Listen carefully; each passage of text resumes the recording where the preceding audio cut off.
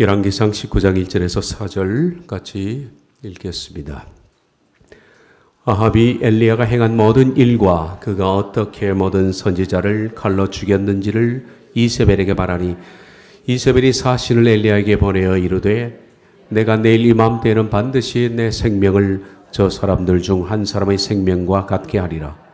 그렇게 하지 아니하면 신들이 내게 벌이의 벌을 내림이 마땅하니라 한지라. 그가 이 형편을 보고 일어나 자기의 생명을 위해 도망하여 유다에 속한 브엘세바에 이르러 자기의 사환을 그곳에 머물게 하고 자신은 광야로 들어가 하루길쯤 가서 한 노뎀 나무 아래 앉아서 자기가 죽기를 원하여 이르되 여호와여 넉넉하오니 지금 내 생명을 거두시옵소서. 나는 내 조상들보다 낫지 못하니이다. 아멘.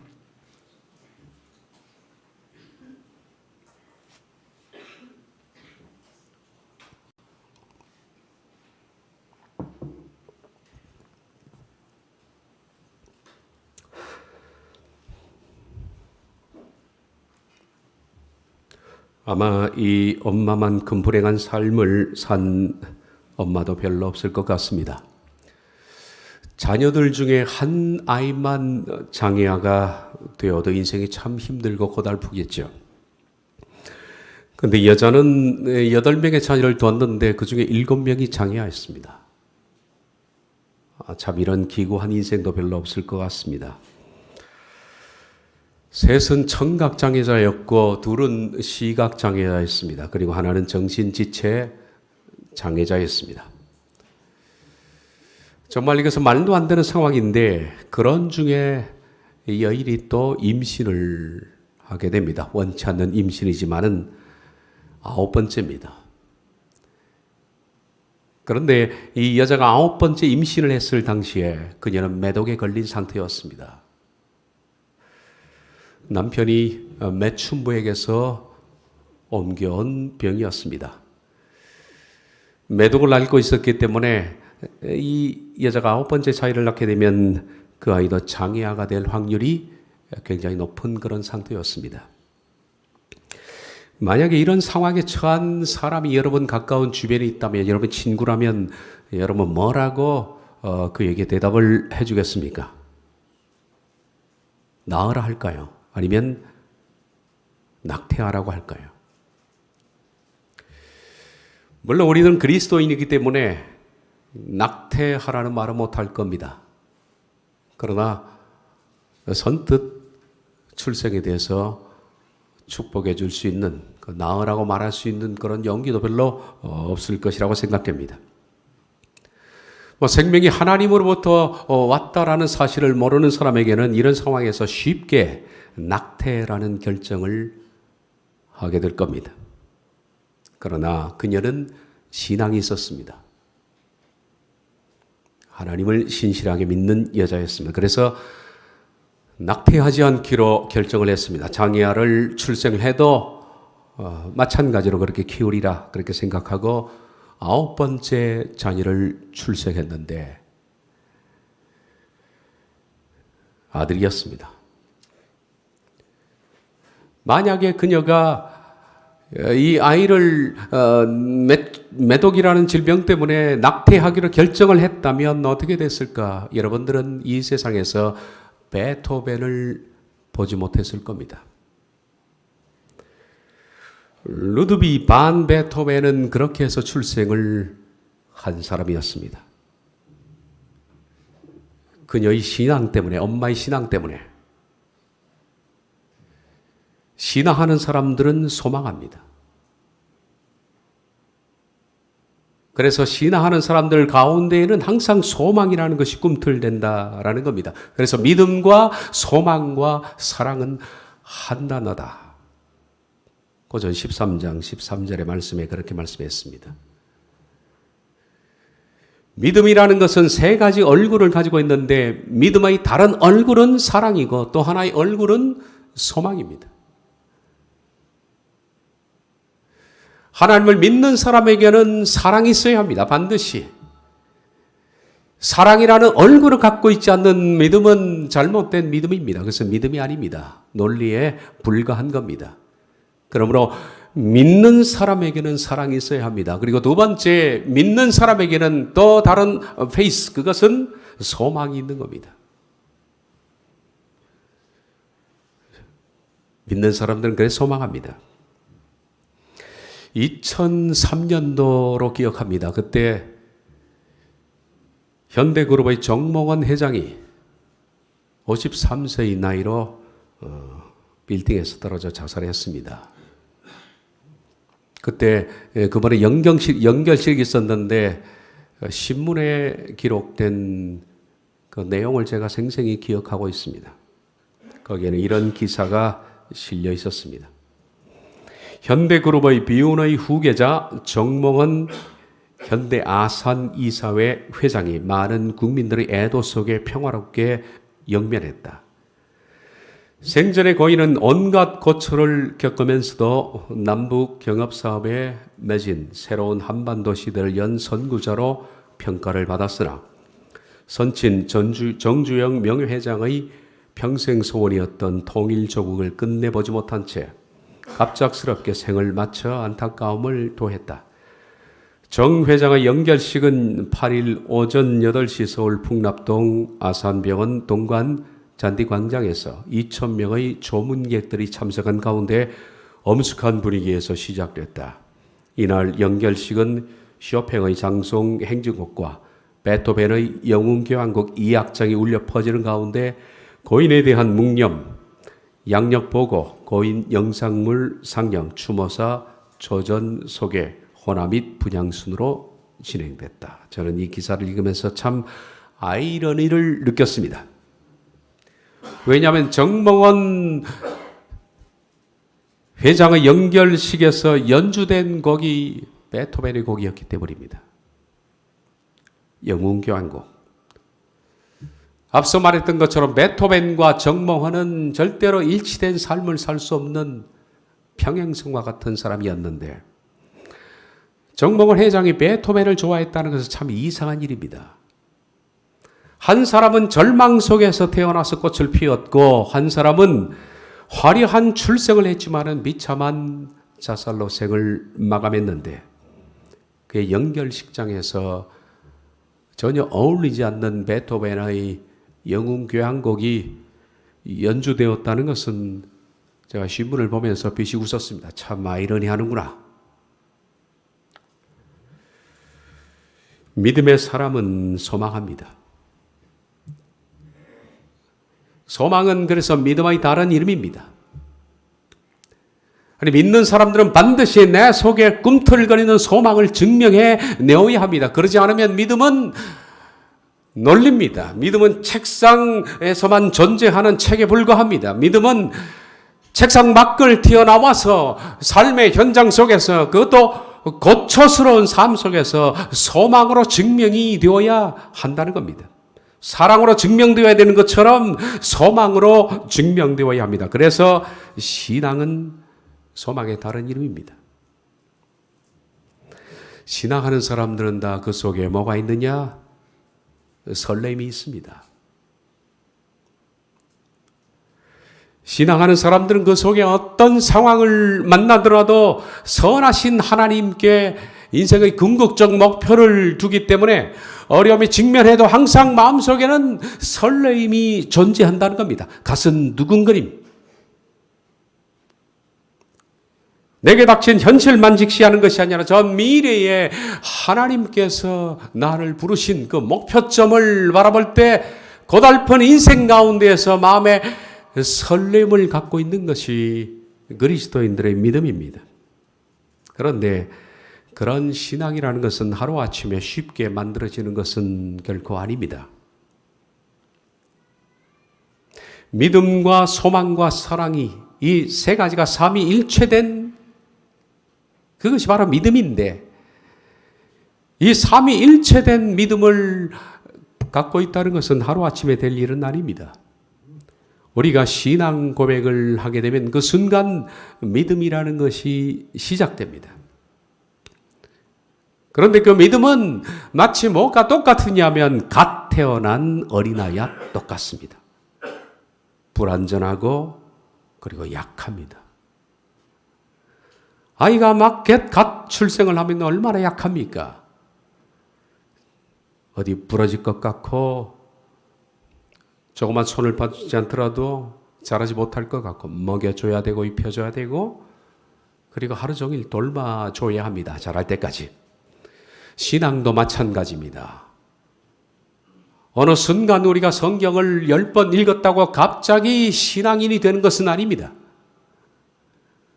여러분이 신학교에 가서 갑자기 신학을 배웠다고 성숙한 신앙을 소유하는 것은 아닙니다. 신앙이라는 것은 오랜 시간 동안의 삶에서 부닥침에서 얻어지는 아주 장기적인 하나님의 플랜입니다.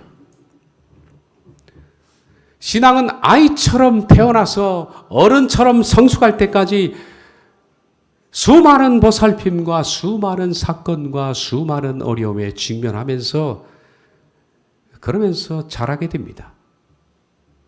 예수님께서도 니고데모와의 대화 가운데에서 사람이 마치 어머니의 뱃속에서 아이가 출생하는 것처럼 사람이 그렇게 믿음으로 처음 태어난다라고 말씀하셨습니다. 믿음은 태어나는 것입니다. 아이입니다.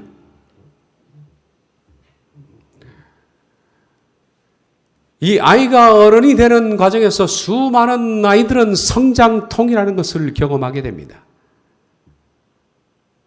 인생의 한 어른으로, 독립된 어른으로 홀로 서는 것. 인생은 홀로 서는 것이 참 힘듭니다. 인생의 궁극적 목표는 홀로서기입니다. 그런데 홀로 선 어른도 많지 않지만은 누구에게 계속 도움을 받았다가 홀로 서는 어른의 상태까지 가기까지 수많은 인생의 고초와 난관과 어려움에 직면하게 됩니다. 아이는 태어나면서 우리가 잡았지만은 성장통이라는 것을 경험합니다. 이가 날 때도 아프고 키가 클 때도 성장판이 열리라고 아픕니다. 마음도 아픕니다. 마음이 성숙하느라고 사춘기를 겪습니다. 성장하느라고 사랑과의 갈등을 많이 겪습니다. 나이가 50이 넘었어도 아직도 마음이 덜 성숙했는지 사람은 또한 사춘기를 겪습니다. 그러면서 계속 사람은 마음이 늙어가는데 실은 늙어가는 것이 아니라 성숙해 가겠죠. 인생은 어른으로 자라나기까지 수많은 성장통이 있습니다. 물질을 잃어버릴 때도 병에 걸릴 때도 사람에게 외면을 당할 때도 슬픈 일을 겪을 때도 살다가 몹쓸 사람이 될 때도 여러 가지 성장통을 거치면서 아이처럼 불완전했던 신앙이 조금씩 힘을 얻어가면서 마침내 성숙한 사람으로 가게 되는 겁니다. 그러므로 우리 인생의 실패라는 것은 결국 성숙을 위한 성장통입니다. 사람들은 실패를 싫어합니다. 실패를 몹시 거부하고 아파합니다. 그러나 실패하지 않고 성장하는 사람은 없습니다. 만약 인생에 실패를 겪지 않은 사람이 있다면 그는 결코 그 내면이 성숙하지 못한 사람일 겁니다. 우리가 봤듯이 어릴 때부터 실패와 아픔을 겪어보지 못한 별로 그런 경험이 많지 않은 사람들은 어른이 되어서도 철부지가 됩니다. 그에게서 대화해서 얻을 것이 별로 없습니다. 말초적인 사람이 된다는 겁니다. 그러나 어릴 때 많은 실패와 아픔을 겪은 사람들은 그 속이 아주 깊습니다. 타인을 헤아리는 마음 그리고 신앙의 깊이도 깊은 겁니다. 실패가 아픔이 그 사람을 그렇게 만든 겁니다. 그러므로 실패와 아픔은 싫은 게 사실은 아닙니다. 우리가 자주 쓰러지고 자주 넘어지고 실패하고 또 일어나면서 조금씩 배우는 것이 뭐냐? 그게 결국 하나님을 믿는 마음입니다. 아주 깊이 있는 신앙입니다. 신앙은 소망입니다. 그러면서 소망이라는 것은 평온할 때 생기는 것이 아니라 실패와 쓰러짐의 연속 속에서 겨우 조금씩 다이아몬드처럼 얻어지는 것이 소망입니다. 베드로서에 보면 산소망이라는 단어가 나옵니다. 소망이면 소망이지 무슨 앞에 산이라는 단어를 왜 붙였을까? 그것은 살아있는 소망인데 living hope입니다. 어떤 사람들의 소망은 죽었다는 겁니다. 살아있는 소망은 꿈틀거린다는 거죠. 정말 우리가 산 소망을 가졌는가? 내 속에 심장을 박동질하게 만드는 소망이 있는가? 그 소망이 있는 사람들을 보면 거의 다 많이 넘어진 사람입니다. 많이 깨진 사람입니다. 많은 실패를 겪은 사람입니다. 신앙의 정상의 산맥에 오르기까지 수없이 많은 실패 또 실패, 그럼에도 불구하고 좌절하지 않고 또 일어서고 넘어지고 다시 일어서고 라는 수많은 과정을 반복하면서 그 사람 속에 산 소망이 생기기 시작한다는 겁니다. 엘리야가 지금 넘어졌습니다. 엘리야는 하루아침에 강한 사람에서 약한 사람이 된 겁니다. 갈멜산의 챔피언이 지금 패배자가 된 겁니다. 챔피언도 넘어질 수가 있다는 사실을 기억해야 합니다. 강력한 사람도 넘어질 수가 있습니다. 사람은 넘어져야 정상입니다. 아파야 정상이고 실패해야 정상입니다. 자기가 몹시 싫어서, 자기가 너무나 한심해서 자신의 모습 때문에 펑펑 우는 것이 정상입니다. 만약에 그런 자신에 대한 혐오감을 갖지 않는 사람이 있다면 그가 비정상입니다. 그는 잘하지 않는 겁니다.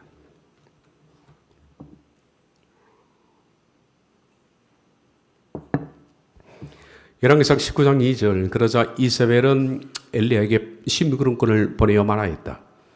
네가 예언자들을 죽였으니 나도 너를 죽이겠다. 내가 내일 이맘때까지 너를 죽이지 못하면 신들에게서 천벌을 달게 받겠다. 아니 그보다 더한 재앙으로 그대로 받겠다.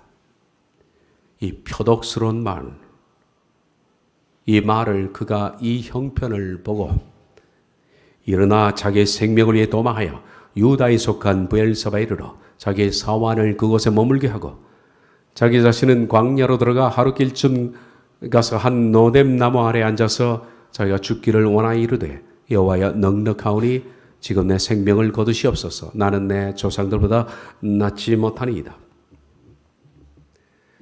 엘리야 같은 이런 분도 이 형편을 보고 무너졌습니다. 갈멜산의 챔피언도 이렇게 무너지는 겁니다. 혹자는 엘리야의 이 무너짐을 보고 먼 선지자가 저래라고 말하시지만은 절대 그렇게 말해서는 안 됩니다.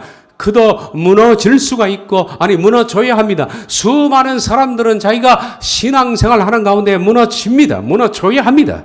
그것이 사람입니다. 목사도 무너질 때가 있고 여러분도 무너지기도 합니다. 그래야 사람입니다. 그것이 정상이라는 겁니다. 실패는 아주 정상적인 상황입니다. 우리도 용감했다가 한순간에 무너지기도 합니다. 어제까지만 해도 멀쩡했던 사람이 오늘 불신자처럼 무너지기도 합니다. 그것이 사람입니다. 우리의 내면이 100% 강하거나 100% 약한 사람은 이 세상에 없습니다. 우리 속에는 약함과 강함이 함께 다 들어있습니다. 누구나 온전히 강한 사람은 이 세상에 존재하지 않습니다. 우리가 밖으로 보기에 강하게 보이는 사람도 그 속에는 약한 점이 있습니다. 오히려 자기가 밖으로 강하게 보이는 사람은 그 내면이 더 약한 사람일 겁니다. 사람은 위장하게 돼 있으니까. 약한 사람은 강하게 위장합니다. 그래서 밖으로 보기에는 굉장히 강력한 에너지와 힘을 가진 사람이 있지만은 그 사람을 아주 가까이서 보면 한없이 여리고 한없이 두려워하는 모습을 우리가 자주 목도합니다. 반대로 약하게 보이는, 밖으로 보기에 약하게 보이는 사람도 실은 그를 접근해서 보면 강한 점들이 있습니다. 사람은 그 내면 속에 약함도 있고 강함도 있습니다. 이거 누가 그렇게 하셨느냐? 하나님이 그렇게 만드셨습니다. 인간을 창조하실 때 강함과 약함이라는 두 기관을 넣어둔 것 같습니다.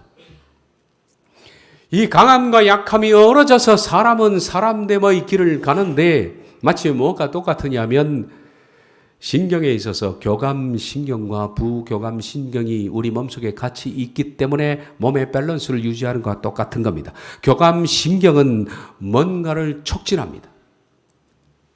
부교감신경은 그것을 억제하죠. 촉진만 해서 사람은 되겠습니까? 억제해야 되지 않습니까? 교감신경만 있다면 사람은 한없이 흥분합니다. 흥분이 가라앉지 않습니다. 교감신경은 뭔가 활성화하고 촉진하고 이완하고 증가하게 합니다. 그러나 교감신경만 있다면 심장박동은 계속 빨라질 것이고 혈당은 계속 높아가고 사람의 흥분 상태는 가라앉지 않고 계속 흥분이 지속되게 됩니다. 사람 살 것이 못다는 거죠. 이것을 억제하는 것이 부교감신경입니다. 박동을 억제하고 혈당을 낮추고 사람을 냉정하게 만든다는 겁니다. 그래서 교감신경과 부교감신경이 서로 반대 작용을 하기 때문에 우리 몸은 항상성을 유지합니다. 항상성이라는 것은 밸런스를 말합니다. 몸은 균형을 유지하는 겁니다. 너무 흥분할 때 흥분을 가라앉혀 주는 겁니다. 우린 잘 모릅니다. 우린 너무 흥분할 때 부교감신경에게 흥분을 좀 억제해달라 그렇게 말하지 않습니다. 자동적으로 된다는 겁니다. 너무 반대로 디프레스드가 됐을 때 그것을 또 올려주는 역할을 해서 몸의 항상성을 유지하는 겁니다. 이것을 기량작용이라 그렇게 부릅니다. 기량작용이라는 것은 너무 높이 올라가는 것, 너무 낮아지는 것을 서로 중화해서 항상성을 유지하는 작용을 기량작용이라 하는데 이 기량작용은 우리 몸의 안정성을 유지하게 하는 겁니다. 그래서 여러분이 여기 지금 앉아있게 된 거죠. 그런데 교감신경과 부교감신경의 이 기량작용이 몸에만 있는 것이 아니라 우리 내면의 정신세계에도 있다는 사실을 잊으면 안 됩니다. 우리 내면도 이런 기량작용이 존재하는 겁니다. 우린 때로는 너무 용기가 백배해서 강해질 때가 있습니다. 너무 강해지고 반대로 너무 약해질 때가 있습니다. 둘 다 고장난 사람입니다. 둘 다 고장난 사람입니다.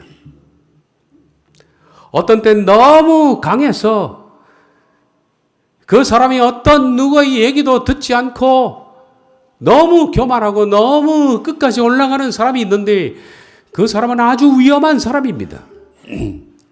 반대로 너무 약하고 너무 약해서 자신을 비하하고 자신의 처지를 비관해서 자살로 가는 사람도 있습니다.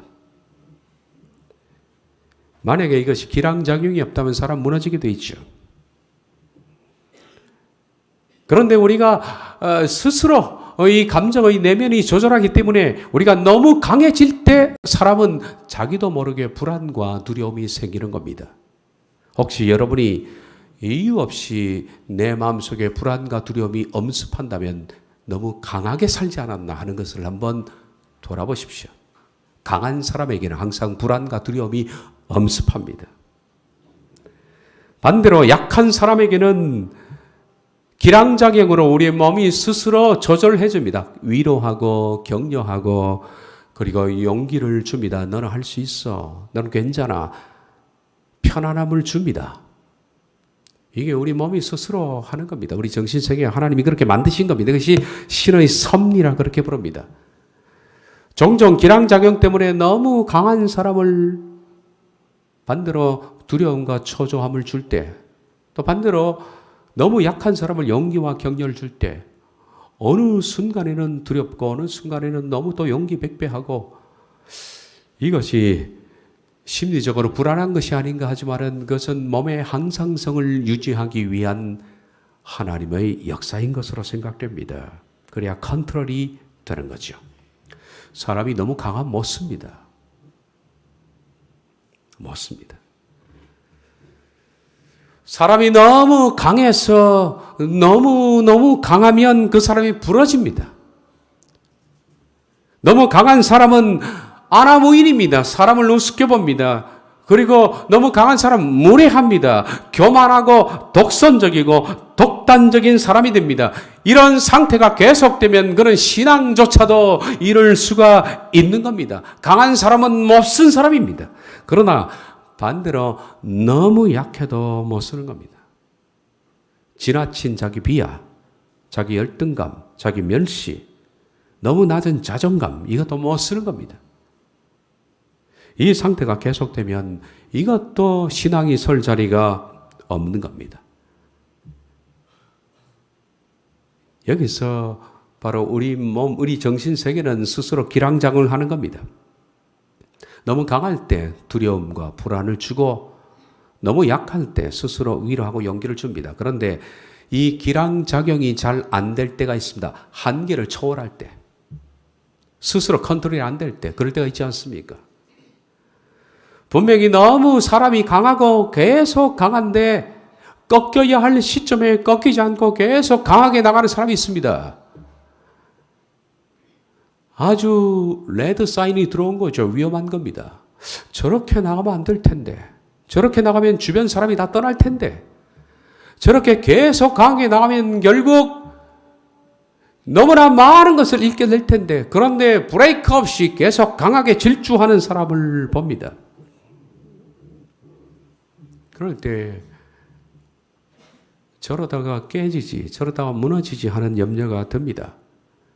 어떤 경우는 너무 사람이 약하고 자기 비하와 자기 처지를 비관하고 자기를 너무 우습게 보는 낮은 자존감 때문에 저렇게 하면 사람 못 쓰지 라고 하는데 그게 컨트롤이 안 돼서 그 시간이 한 달이 되고 두 달이 되고 1년이 돼도 계속 우울증에만 머물러 있는 이런 상태는 너무 강하거나 너무 약할 때는 하나님이 개입해야 합니다. 하나님의 개입 외에는 이걸 밸런스로 맞출 수가 없는 겁니다. 저는 이것을 하나님의 기량작용이라고 생각합니다.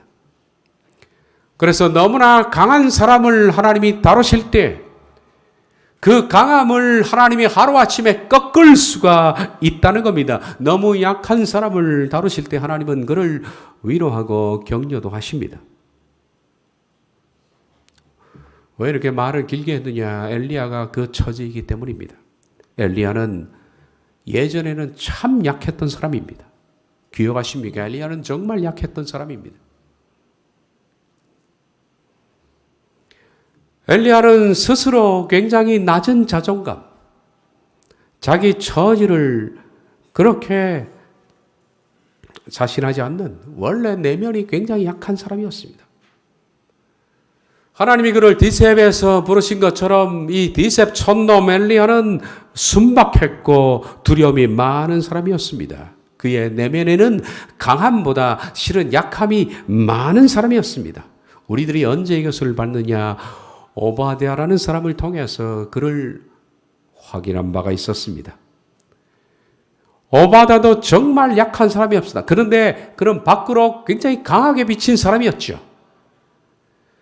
목숨을 걸고 선지자 100명을 그는 구출했습니다. 그 용감한 오바댜. 그러나 실은 오바댜가 강한 것이 아니라 오바댜 내면을 뜯어보니까 그 강인하고 그 용감한 사람의 내면은 한없이 약하더라고요. 한없이. 그는 벌벌벌 떨었습니다. 기억하십니까? 열왕기상 18장 13절 14절 이세벨이 여호와의 선지자들을 죽일 때 내가 여호와의 선지자 중에 100명을 50명씩 굴에 숨기고 떡과 물로 먹인 일이 내 주에게 들리지 아니하였나이까? 이제 당신의 말씀이 가서 내 주에게 말하기를 엘리야가 여기 있다 하라 하시니 그러면 그가 나를 죽이리이다.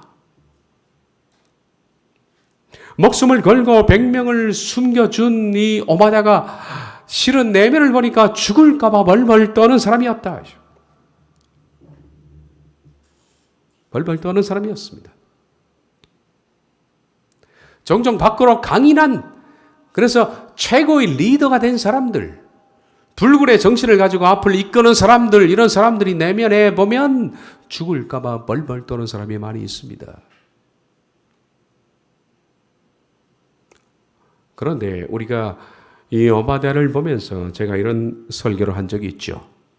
그 부분을 보겠습니다. 마치 넥타이를 메고 양복 상의를 입었지만 하의는 몸빼 바지를 입은 도무지 어울리지 않는 모습이 바로 오바댜다. 열왕기상 18장은 엘리야 중심으로 하나님의 일이 진행되고 있다. 그런데 갑자기 뜬금없이 오바댜 이야기가 등장했다. 이세벨이 선지자들을 멸절할 때 선지자 100명을 숨긴 그의 이야기는 놀라운 이야기지만은 지금 엘리야 이야기에 끼어들 만한 별 이유가 없다. 오바댜 이야기는 그냥 지나가는 스토리가 아니다. 그럴 만큼 목적 없이 한가한 이야기 서술형 기록이 아니다. 성경은 분명한 목적과 이유가 있어서 그 스토리를 기록한 것이다. 우리는 지난 시간에 오바댜를 묻혀 사는 거인이라고 불렀다. 그가 선지자 100명을 빼돌린 이야기는 그런 별명과 잘 어울린다. 그러나 그런 강한 신앙을 가지고 있는 그에게도 두려움이 있다. 그것은 오바댜가 가지고 있는 두려움이었다. 그는 극히 두려워하는 아주 나약한 성품의 사람이었다. 숨어 있는 믿음의 거인들은 약점이 없는 것이 아니라 약점이 많음에도 불구하고 위대한 일을 한 것이다. 그렇다면 오바댜가 엘리야에게 보여주는 것은 무엇일까? 그는 무슨 무언의 메시지를 엘리야에게 던져주고 있나? 그것은 속으로 그렇게 나약하고 두려워 벌벌 떠는 한 평범한 신앙의 모습을 통해 지금 하나님은 엘리야에게 말씀하신다. 너도 사실 떨고 있지 않느냐? 사실 엘리야 역시 오바댜와 비슷한 성품이었다. 밖으로는 담대하고 용맹하고 두려움 없이 보이는 사람이지만 안으로는 너무나 약해 두려워 떠는 모습이 그의 실제 모습이다. 그래서 갈멜살 전투에서는 그렇게 용맹스러운 모습을 보였던 그가 이세벨의 한마디에 두려워 벌벌 떠는 것이다. 오바댜나 엘리야나 그 속에 너무 약하고 어떤 때는 너무나 강했습니다. 엘리야가 지금까지 달려왔던 길을 보면 강함의 레벨이 너무나 높았습니다. 쉽게 말하면 강공일변도였다는 겁니다. 엘리야는 지금까지 강한 모드로 계속 앞으로만 나아갔습니다. 원래 약했지만은 그가 선지자로 부름을 받은 뒤에 아합 왕에게 가서 가뭄을 선포하고 바알과 하나님 사이에 머뭇거리는 우왕좌하는 백성들을 호되게 책망하고 850대 1의 싸움에서 조금도 위축되지 않고 그들의 신을 조롱하고 자신의 제단에 물을 부으라고 소리치고 기도해서 불을 내려 제단을 태워버리고 패전한 바알과 아세라의 선지자 850명을 모두 다 처단을 하고 3년 6개월 동안 닫힌 하늘의 문을 다시 열어 비를 내리게 했습니다. 그는 강공일변도였습니다. 그는 강한 모드였습니다. 그가 강한 이 모드의 백미는 어디에 나타났냐면 열왕기상 18장 45에서 46절 사이에 나타납니다. 크라이맥스입니다. 조금 후에 구름과 바람이 일어나니 하늘이 캄캄해지며 큰 비가 내리는지라. 아합이 마차를 타고 이스라엘로 가니 여호와의 능력이 엘리야에게 임하매 그가 허리를 동이고 이스라엘로 들어가는 곳까지 아합 앞에서 달려갔더라. 강한 면의 백미입니다. 엘리야 앞에 모든 사람들은 다 쓰러졌습니다. 백성도 쓰러지고 왕도 쓰러지고 바알과 아세라 선지자 쓰러지고 자연계에도 모든 하늘도 쓰러졌습니다. 엘리야는 강한 사람이었습니다. 그런데 여기 보니까 백미인데 엘리야가 무슨 축지법도 아니고 비가 와서 마차를 세게 달렸는데 엘리야가 허리를 두르고 그 마차 앞을 뛰어갔다라는 이 기사. 엘리야의 강함의 백미입니다. 너무나 강한 사람입니다. 너무나 강한 사람.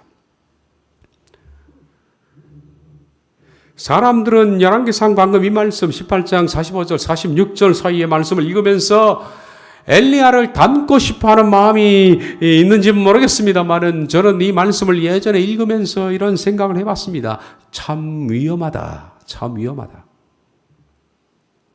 왜냐하면 너무 강한 사람은 정말 위험한 사람입니다. 너무 강하면 무너지기 바로 직전의 상황이거든요.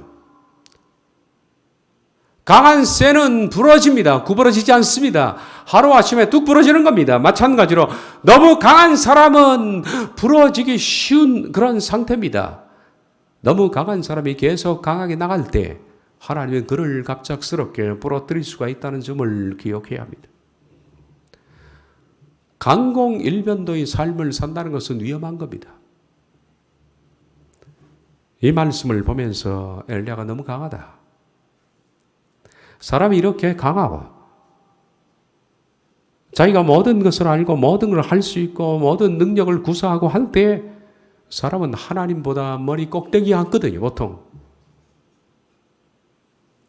목사가 교인들에게 너무 박수를 받고 너무 높임을 받을 때 목사가 보통 보면 하나님 머리 꼭대기 위에 앉아있지 않습니까? 위험한 겁니다. 그래서 교회가 커지는 것은 위험한 것입니다. 성도들에게 절대 존중을 받는 것도 위험한 것입니다. 목사는 개인적으로 깨져야 할 부분들이 많이 있습니다. 깨져야 목사가 낮은 자리에 서게 되는 겁니다. 교회도 마찬가지입니다. 너무 강한 사람은 신앙의 길에서 많이 벗어난 사람이거든요.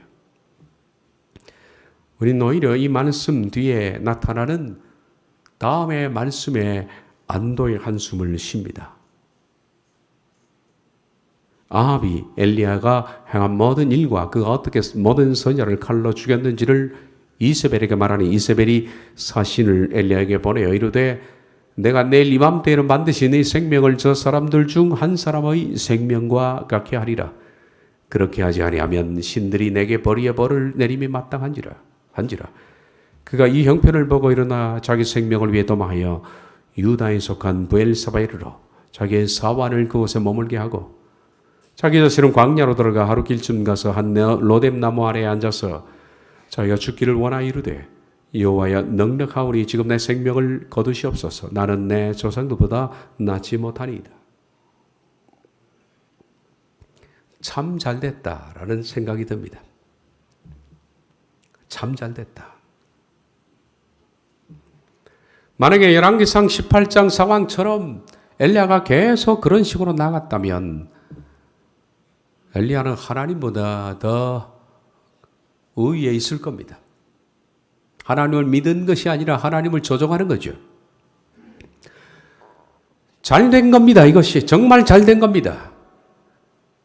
너무 강한 사람은 로뎀 나무 가서 쓰러져야 하는데 그게 잘 안 되는 거죠. 잘 안 되는 겁니다. 계속 레벨이 높아가면 그것은 스피커가 터져버리는 겁니다. 마찬가지로 레벨이 계속 올라간다는 것은 위험한 것입니다. 신앙은 약해져야만 되는 겁니다. 약해져야 합니다. 그런데 이것이 어려운 겁니다. 정말 깊은 신앙을 소유한 사람들 보십시오. 약한 사람들입니다. 마음이 약한 사람입니다. 약한 사람을 통해서 하나님의 은혜와 능력이 나타납니다. 그런데 그런 은혜와 능력이 자주 계속적으로 나타날 때 약한 사람이 자기도 모르게 교만해져서 강공일변도가 되는 겁니다. 그것이 아주 위험한 것입니다. 신앙이라는 것은 하나님을 의존하는 것입니다. 의존입니다. 그러므로 로뎀 나무 사건은 너무 자기 강공일변도로 강하게 달려왔던 신앙인 엘리야가 이제는 쓰러져서 균형을 맞추는 시간입니다. 강한 사람은 쓰러져야 균형에 맞추는 겁니다. 사람은 쓰러져야 합니다. 자주 쓰러져야 합니다. 자주 넘어져야 합니다. 그래야 하나님을 의존하는 거죠. 종종 여러분 잘 믿다가 그런 마음이 들 겁니다. 내가 믿는 걸까? 어느 날 깊이 회의가 될 겁니다. 정말 내가 믿는 걸까? 어느 일을 직면하면서 이러고도 내가 그리스도인이라고 할 수 있을까? 저도 그럴 때가 있습니다. 이러고도 목사일까? 이러고도 설교할 자격이 있을까?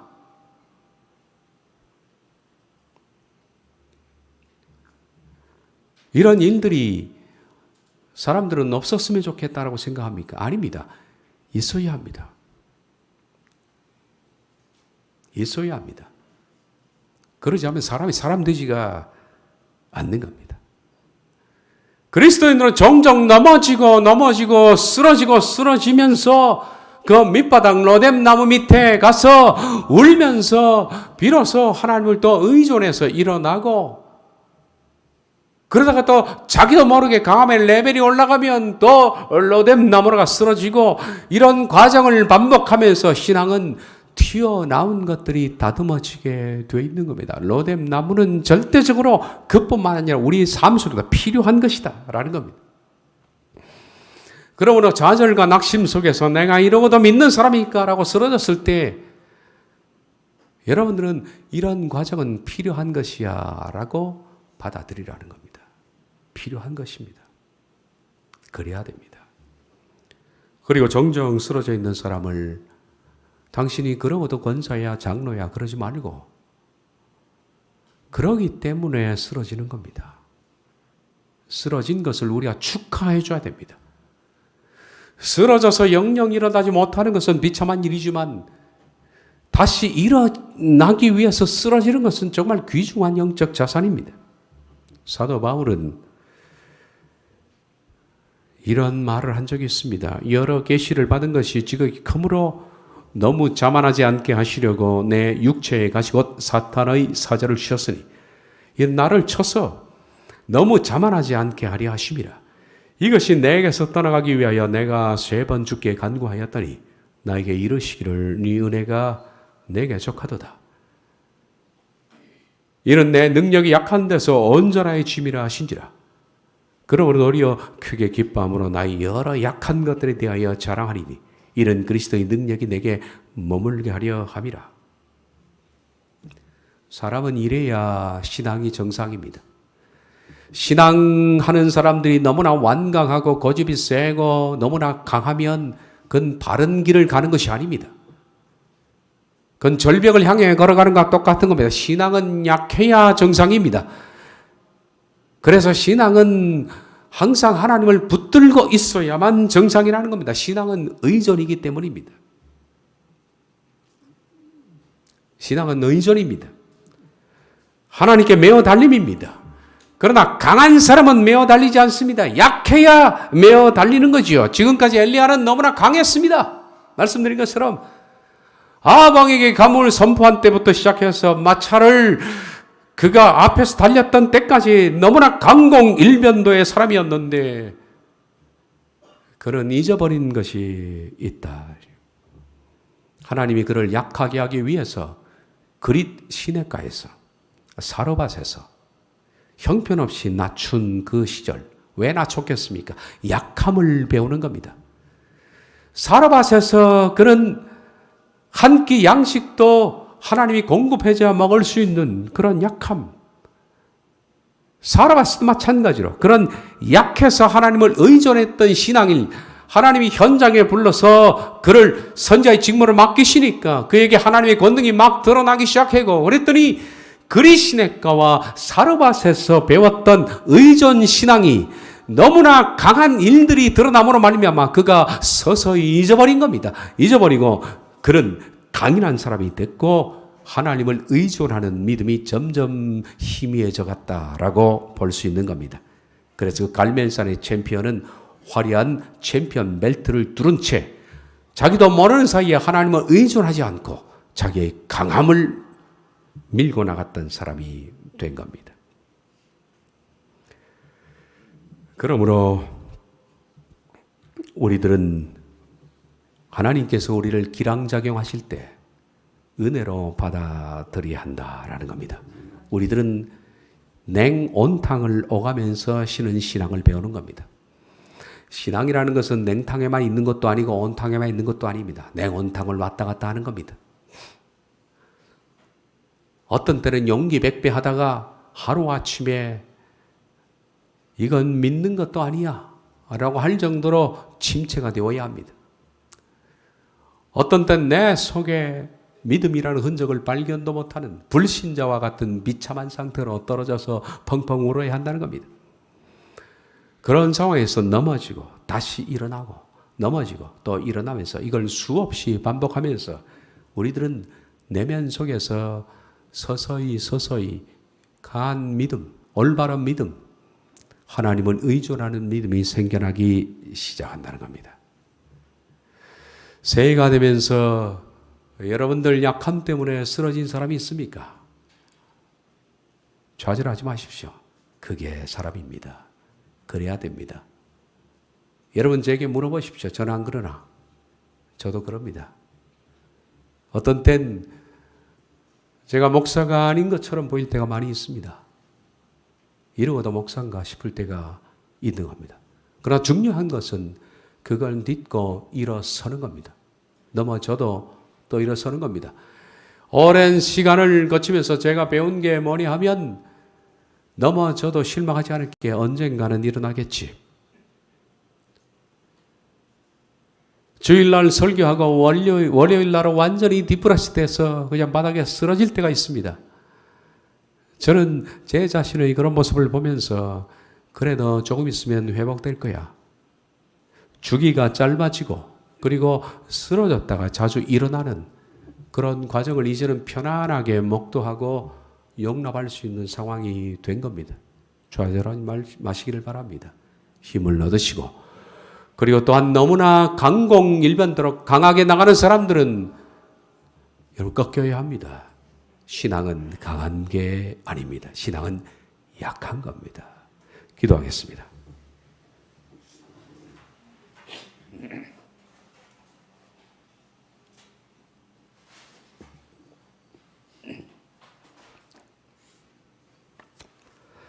갈멜산도 있어야 하지만은 로뎀나무도 있어야 합니다.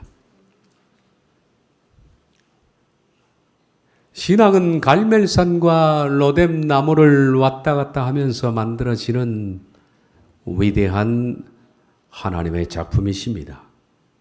때로는 챔피언 벨트를 두르고 우쭐거리고 내가 다 아는 것 같고 다 할 수 있는 것 같고 그리고 이제는 승리했다라고 갈멜산 정상에서 두 손 들고 외칠 때도 있지만은 하루아침에 로뎀에 쓰러져서 신자가 아닌 것 같기도 하고 이만하면 죽고 싶습니다 라고 말하는 그런 온탕과 냉탕을 갑자기 반복하면서 이런 과정을 반복하면서 신앙인은 조금씩 하나님을 의존하는 것을 배워나갑니다.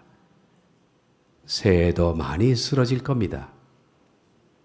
많은 사람들이 또 실족하고 넘어질 겁니다. 그러나 다시 일어나게 해 주옵소서.